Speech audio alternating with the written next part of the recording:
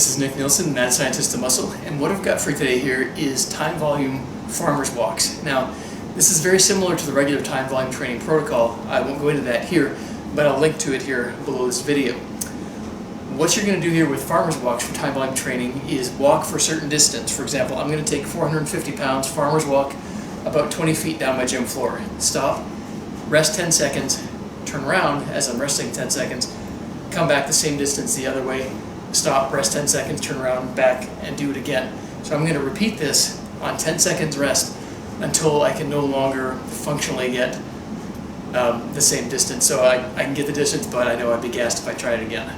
Then I'm going to start resting 20 seconds, doing the same thing, back and forth, turn around, back and forth, turn around. Then if I get to the point where I can't do that anymore, I'm going to do 30 seconds rest and then 40 seconds rest.